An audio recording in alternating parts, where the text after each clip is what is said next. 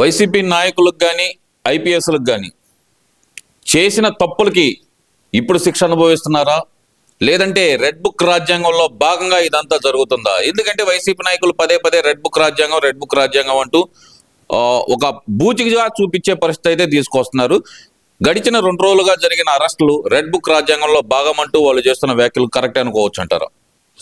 రాష్ట్రంలో అరాచక పాలన సృష్టించి ఆంధ్రప్రదేశ్ని సర్వనాశనం చేసిన జగన్మోహన్ రెడ్డి తన వ్యక్తిగతంగా మనుషుల్ని కేటాయించుకొని ఒక్కొక్క విభాగానికి ఒక్కొక్క అధిపతిని తయారు చేసి ఒక పోలీస్ అధికారిని, ఒక కలెక్టర్ని, అట్లా ఏ అధికారి అయితే ఉన్నాడో ఆ అధికారి తొత్తులతోటి ప్రజాధనాన్ని లూటీ చేసే విధంగా ఎలా తయారవ్వాలి, రాష్ట్ర సంపదను ఎలా లూటీ చేయాలి, ప్రజల ఆస్తులను ఎలా కొల్లగొట్టాలో కూడా తయారు చేసి ఒక ఐఏఎస్ ఆఫీసర్ని ఒక తాడేపల్లి ప్యాలెస్లో నడుం కొట్టుకున్న జగన్మోహన్ రెడ్డి పాపం పండింది.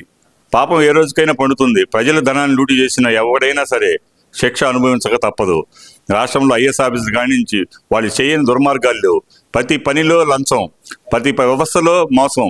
అలానే ఎక్సైజ్ ద్వారా రాష్ట్రానికి ఆదాయం రావాల్సింది పోయి తన సొంత జేబులకు నింపుకొని ప్రజాధనాన్ని లూటీ చేస్తున్న రాష్ట్రంలోనే, ఈ దేశంలోనే ప్రథమ ముద్దాయిగా తయారైన జగన్మోహన్ రెడ్డి నరాంతక పాలనని అంతమొందించడానికి, రాష్ట్రంలో ప్రజాపాలన జరగడానికి ఇది ఒక నిదర్శనం. ప్రజల పక్షాన ప్రభుత్వం ఏం చేయాలి, ప్రభుత్వ జవాబుదారీతనం ఎలా ఉండాలనేది నారా చంద్రబాబు నాయుడు గారి ప్రభుత్వంలో, ఉమ్మడి కూటమి ప్రభుత్వంలో జరుగుతుంది. ప్రజలు హర్షిస్తున్నారు. ఈ రాష్ట్రంలో నరహంతక ముఠాని ఇప్పటికీ ప్రతి వ్యక్తి, ఏ వ్యక్తి అయితే మోసం చేశాడో ఆ వ్యక్తిని తక్షణమే అరెస్ట్ చేయాల్సిన బాధ్యత ప్రభుత్వాలపైన ఉంటుంది. కఠినంగా శిక్షించాల్సిన బాధ్యత ప్రభుత్వాలపైన ఉంటుంది. అలాంటి చర్య తీసుకోవడంలో తప్పేం లేదు. ప్రజలు నిష్పక్షపాతంగా ఏదైతే దోపిడీ విధానాన్ని చేశారో దాన్ని తెరదించే విధంగా ప్రజలు హర్షిస్తున్నారు. ఈ రాష్ట్రంలో పోలీస్ వ్యవస్థను ఉపయోగించి అనేక దారుల ద్వారా గంజాయి ఏరులై పారింది, మద్యం ఏరులై పారింది.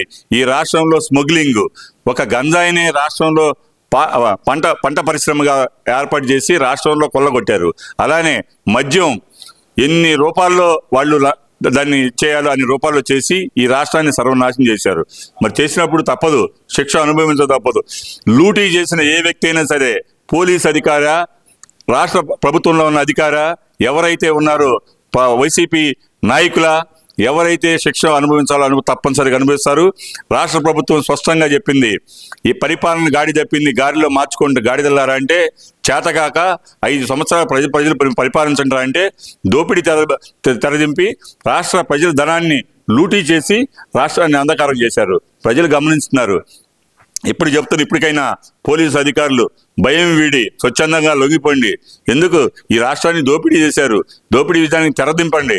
అంతేగాని ఒక అధికారి మోసానికి ఒడిగడితే జైలుకి పోక తప్పదు. ఎందుకు ఇలాంటి చేశారని ఆనాటి ప్రభుత్వం ప్రశ్నించిన సిగ్గు చరం లేకుండా ఆనాటి ప్రభుత్వాన్ని ప్రశ్నించిన వారిని అరెస్ట్ చేశారు.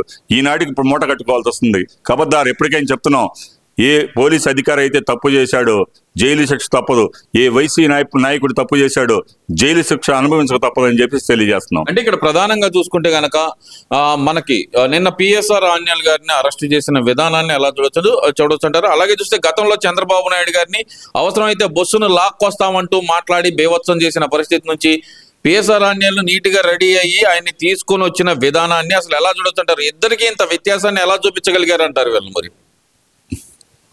ప్రభుత్వంలో ఉన్న చేతగాని దద్దమ్మ ప్రభుత్వం, చేతగాని ప్రభుత్వాలు విధానాలు నిరంకుశంగా ఆనాటి పరిపాలన సాగించి అండమాన్ నికోబార్ల దాకా ప్రయాణం చేయాల్సి వచ్చింది.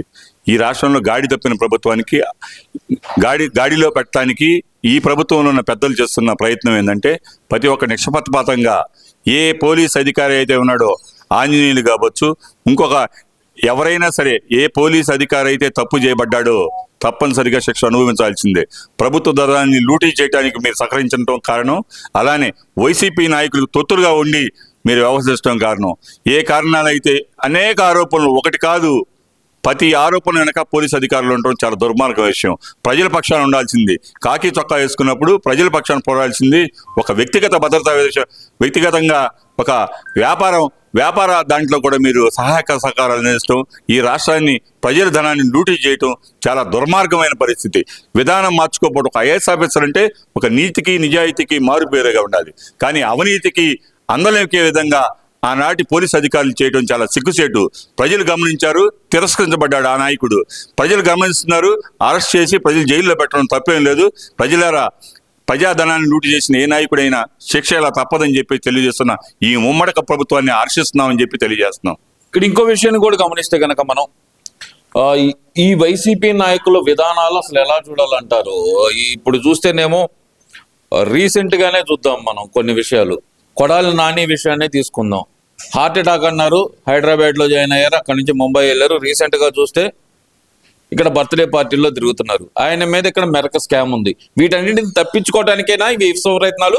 మరో పక్కన జగన్మోహన్ రెడ్డి ఏమో మీ మీద కేసులు పెడితే అవసరమైతే సుప్రీంకోర్టుకి వెళ్దాం, సుప్రీంకోర్టు తరపున నేను పోరాటం చేస్తానని చెప్పి ఆయన హామీ ఇస్తున్నాడు కదా. మరి అవినీతి మంత్రులైనా, అవినీతి ఎమ్మెల్యేలైనా, కొడాలి నాని కావచ్చు, ఇంకొక వల్లభనేని వంశీ కావచ్చు, ఇంకొక బోరుగడ్డ అనిల్ అనేవాడు కావచ్చు, ఎవడైనా పార్టీలో వారు చేసిన తప్పుల విధానానికి, ఆనాటి మాట్లాడిన దుర్మార్గమైన విధానాలకి, ఆనాడు చేసిన పాపాలు పండి పారిపోయే విధంగా ఎందుకు తీసుకొచ్చింది? రాష్ట్రంలో మీరు ఉన్నతమైన భావాలతోటి, ఉన్నతమైన విధానాలతో ఉన్నప్పుడు మీరు పారిపోవాల్సిన బాధ్యత ఉంది. ఒకడేమో హాస్పిటల్లో ఉంటానంటాడు, ఇంకొకడేమో కాలు ఇరిగిందంటాడు.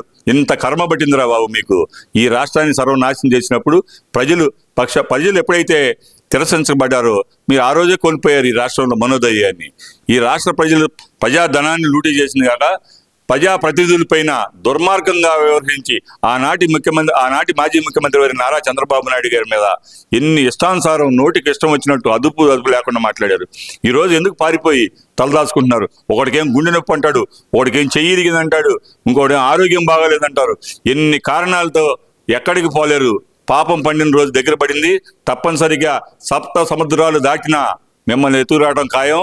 కొడాలి నానిగాడు కావచ్చు, ఇంకొక ఎవరైనా సరే ప్రజల పక్షాన ప్రజలతో మమేకం అవ్వకుండా ఆనాటి ప్రభుత్వంలో ఉన్న విధానాలని, తప్పుడు విధానాలతో ఆనాటి ఉన్న ప్రజా నాయకుల పైన మీరు చేసిన శాస్త్రలో ఇన్ని కాదు, ప్రజలు కూడా గమనించారు. గుర్తుపెట్టుకోండి, కొడాలి నాని ఇప్పటికైనా గుండె నొప్పో, నీకు గుండె జబ్బో ఇంతవరకు ప్రజలకు ఏం తెలియజేసే విధంగా ఇంతవరకు ఎక్కడ నువ్వు పరిష్కరించే మార్గం లేదు. కానీ అక్కడ బొంబాయిలో ఉన్నానంటున్నావు, సప్త సముద్రాలు దాటినా నీ శిక్ష తప్పదని చెప్పేసి తెలియజేస్తున్నావు. చివరిగా ఓ ప్రశ్న. మరి అలాగే చూస్తే ఒక పక్కన విజయసాయి రెడ్డి ఏమో, జగన్మోహన్ రెడ్డి ఏమో పోలీసులను సప్త సముద్రాల అవతల ఉన్న లాక్కొచ్చి బట్టలు ఉపదిస్తాను అంటున్నారు. మరి విజయసాయి రెడ్డి ఏమో నేను ఇప్పటివరకు సగమే విప్పాను, నేను మిగతా మొత్తం విప్పుతాను నేను, మేము అందరికీ అంటున్నాడు. ఎలా చూడాలంటారు దీన్ని? ఈ జగన్మోహన్ రెడ్డి అనేవాడు పిచ్చికి పరాకాష్ట ఎక్కింది. బట్టలు ఉపదీయటం ఏంటండి? ఇది క్లబ్ డాన్సర్లు వేసే యాసాలు. ఇతనికి మానసిక స్థితి బాగోక బట్టలు ఉపదిస్తాను, పోలీస్ అధికారులు బట్టలు ఉపదిస్తాను, ఒకడేమో ప్యాంట్ ఉపదిస్తాను, ఒకటి చొక్కా ఉపదిస్తాను. వైసీపీ ప్రభుత్వంలో ప్రజలు పరిపాలించండి అని ఆ రోజు పరిపాలిస్తే 5 సంవత్సరాలు లూటీ చేశారు.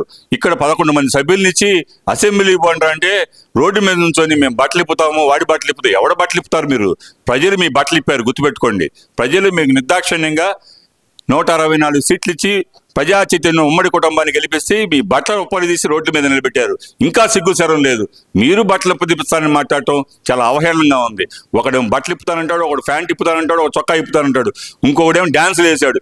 ఇన్ని సంవత్సరాల నుంచి అవినీతి అరాచకాలతో వేలాడి మంది ప్రజల ప్రాణం తీసిన ఆ దువ్వాడ శ్రీనివాస్ గారికి నిన్న వరకు మీకు కళ్ళు తెరవలేకపోయారు. చాలా దుర్మార్గమైన విషయం.